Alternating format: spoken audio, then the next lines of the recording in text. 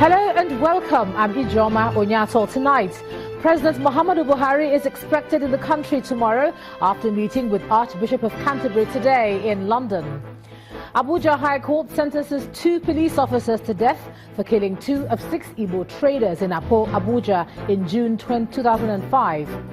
Mixed feelings from passengers as local airline operations formally take off at Kaduna International Airport following closure of Nnamdi Azikiwe Airport for repair work. And Cyclone Enawo hammers Madagascar with 5 people killed since storm's landfall on Tuesday. On Business News tonight, Chairman of Nigerian Economic Summit Group, Mr. Buhari Kyari, asks federal government to set a clear time frame for its economic recovery plan. And on Sports News tonight, Arsenal manager Arsene Wenger says fans' opinions will influence his decision on whether to remain in charge of the Gunners next season. And from Abuja, Independent National Electoral Commission announces dates for 2019 general elections. Presidential polls slated for February the 16th.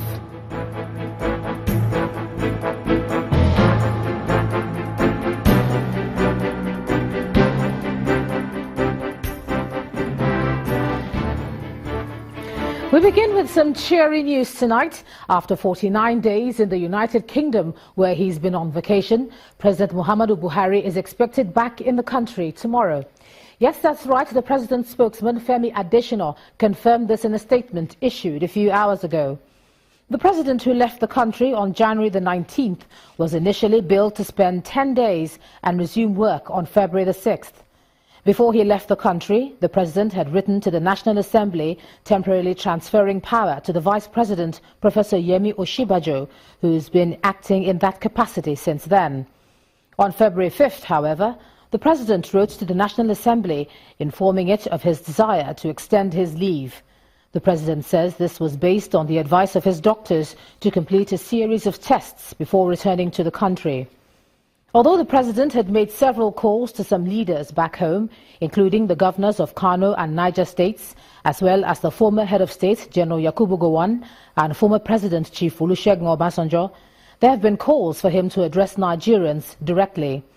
Mr. Adesina further says that the president expresses appreciation to Nigerians across the country and beyond who had prayed fervently for him and also sent their good wishes.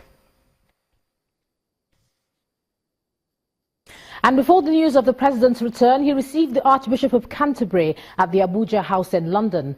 President Muhammadu Buhari stated this on his Twitter handle, accompanied with a photograph showing him and the Archbishop Justin Welby in Abuja House. In the tweet, the president states, "Very pleased to welcome the Most Reverend and Right Honourable Archbishop of Canterbury to Abuja House this afternoon." End of quote. Away from the president's return, after 12 years of trial, an Abuja High Court has sentenced 2 police officers, Ezekiel Acheneje and Emmanuel Baba, to death for killing 2 of the 6 Igbo traders in Abuja on June the 8th, 2005. Delivering his judgment, Justice Ishaq Bello said that the court had no option than to convict the 2 men on account of their confessional statement that they shot the 2 traders upon instruction from a superior officer. Our correspondent Amaka Okafor reports.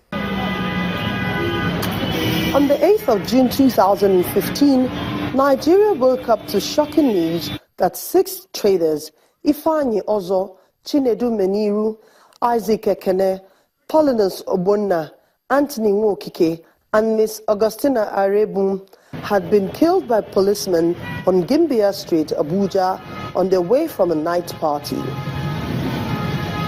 Following outcry by human rights groups and families of the deceased, the federal government set up a board of inquiry headed by a former Inspector General of Police, Mr. Michael Kiro. The report of the board led to the filing of a 9-count charge of criminal conspiracy and culpable homicide against Deputy Commissioner of Police Danjuma Ibrahim, Ezekiel Acheneje, Emmanuel Baba, Othman Abdul Salam, Sadiq Salami, and Nicholas Zachariah, who is still at large. Out of the 6 policemen, Justice Ishaq Bello convicted and sentenced to death only 2 of them.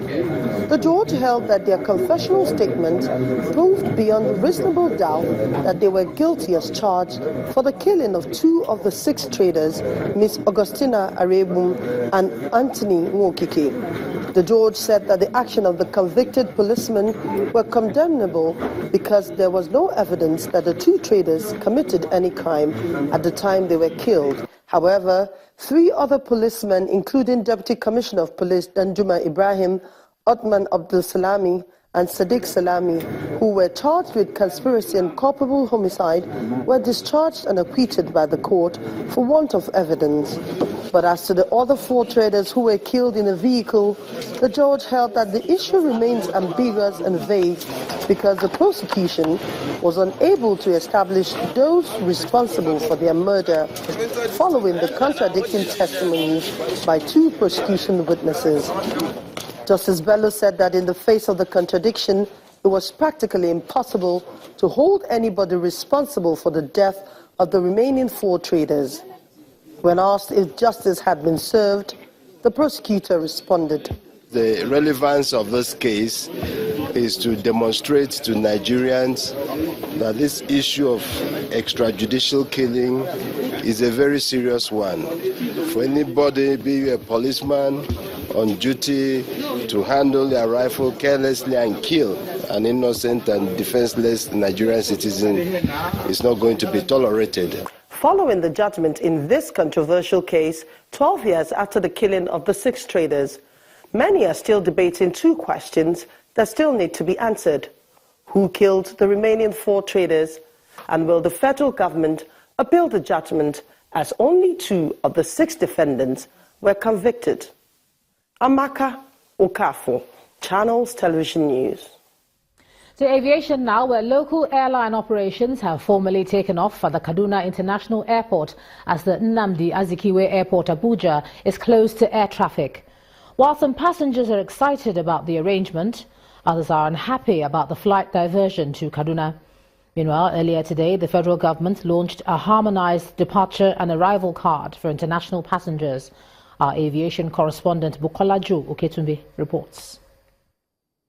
It's a day for local airlines at the Kaduna airport, and they have been arriving in their numbers. At the time of filing this report, about 17 flights have arrived and another 17 departed, making a total of 34. And as you can see behind me, some of the airlines are just about to depart, having boarded their passengers. Soon after, other flights arrive and a passenger shares his impression of the relocation. I'm quite pleased with everything for very obvious reasons. Taking off from Abuja to Enugu on Monday, one could realize that the runway was bad. And landing in Kaduna, the difference was clear. So I think for our safety, it's a good thing. Within the hall where passengers are seated, an outbound passenger says the journey by rail from Abuja to Kaduna required is rising up at 4 a.m.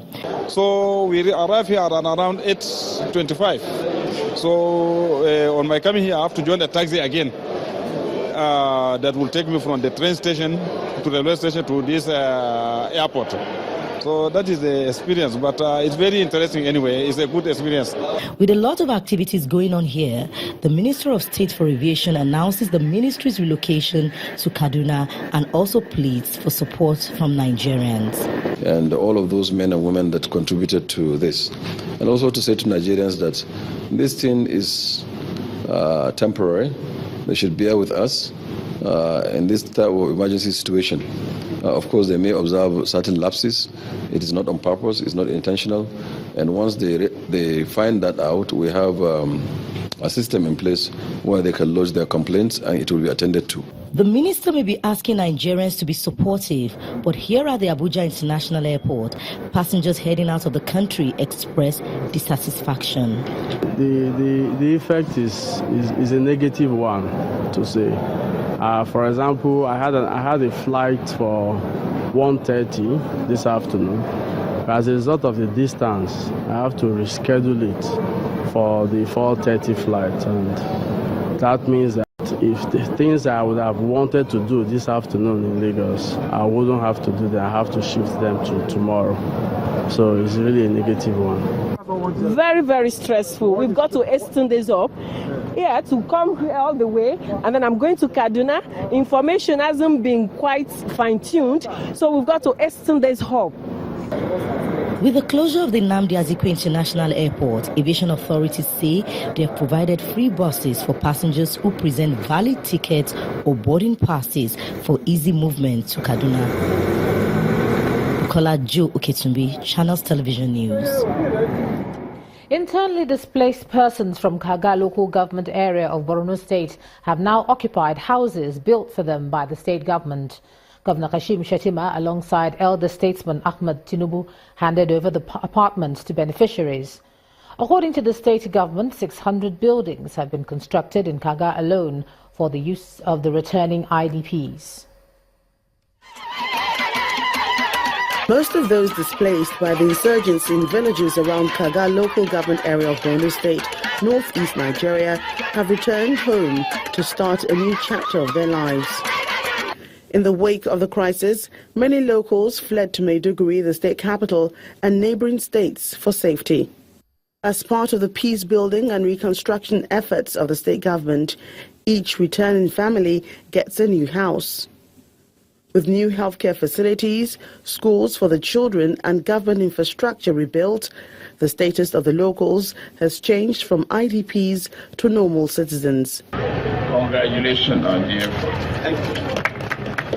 The projects were commissioned by a former Lagos State Governor and leader of the All Progressives Congress, Bola Tinubu, who commends the resilience of the state government, challenging the federal government to get more involved in the Northeast project. We cannot rest on our oars.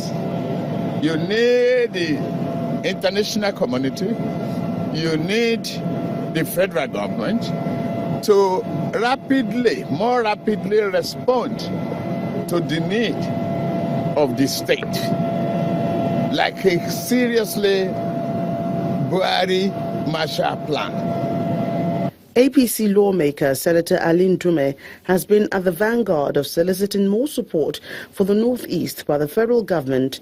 He calls for better collaboration going forward. The reconstruction, resettlement of the Northeast should be demand-driven. What I'm saying demand-driven is that there should be synergy between the organizations and the federal government and the state particularly. Locals have also been empowered with drip irrigation kits, improved seedlings, portable net cages for poultry farming and specialized breeds of goats for animal husbandry. Borno State Governor Kashim Shettima says the plan is to make the locals self-reliant. He says the security situation in the area is stable, especially with the return of civil authorities. There's no threat to any life or property. There's an element of risk in all parts of the world. You must have gone around Maiduguri. Maiduguri is safer than Kaduna, I dare to say. Maiduguri is much more safer than Lagos or even Abuja. Bama, Goza and Dikwa local government councils are already undergoing reconstruction for the return of locals. In part two, after the break, Inspector General of Police deploys Police Special Intervention Force to contain communal violence in Ile-Ife, Osun State. That's in a moment. So join us again.